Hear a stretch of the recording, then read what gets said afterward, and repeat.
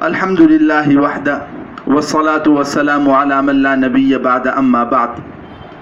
معزز سامعین کرام، آج کل لوگ یہ مسئلہ کثرت سے معلوم کر رہے ہیں کہ انجیکشن کے ذریعے سے وضو ٹوٹتی ہے یا نہیں۔ تو اس کے بارے میں یہ معلوم ہونا چاہیے کہ جسم میں کسی چیز کے داخل ہونے سے وضو نہیں ٹوٹتی، بلکہ جسم سے اگر کوئی چیز نکلے اور نکلنے والی چیز ناپاک ہو تو وضو ٹوٹتی ہے، ورنہ وضو نہیں ٹوٹتی۔ اب انجیکشن کے بارے میں یہ بات ذہن میں ہونی چاہیے کہ ہم بہت سی مرتبہ انجیکشن لگاتے ہیں اور مقصد یہ ہوتا ہے کہ خون نکال لیا جائے۔ ٹیسٹنگ کے لیے خون بھیجنا ہوتا ہے تو ہم انجیکشن کے ذریعے سے خون نکال لیتے ہیں۔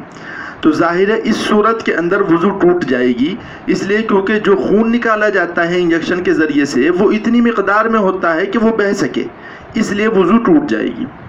لیکن اگر خون نکالنا مقصود نہیں ہے انجیکشن سے، بلکہ کوئی دوائی جسم میں پہنچانا مقصود ہوتا ہے انجیکشن کے ذریعے سے، تو اس صورت میں ہم نے ڈاکٹر سے رابطہ کیا تو ڈاکٹروں نے ہمیں یہ بات بتائی کہ انجیکشن جو لگائے جاتے ہیں، بہت سی مرتبہ انجیکشن لگایا جاتا ہے گوشت میں، اور بہت سی مرتبہ انجیکشن لگایا جاتا ہے رگ میں۔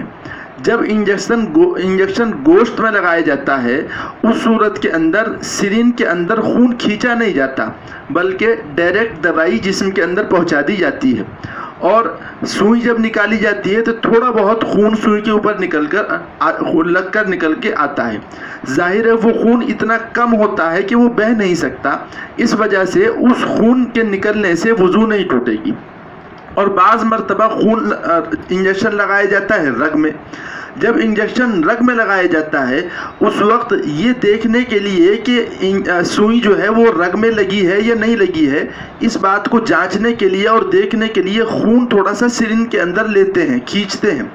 ظاہر ہے وہ جو خون سرین کے اندر نکل کر آیا ہے وہ اتنی مقدار میں ہوتا ہے کہ وہ بہہ سکے، اس لیے رگ میں انجیکشن لگائی جانے والی صورت کے اندر وضو ٹوٹ جائے گا۔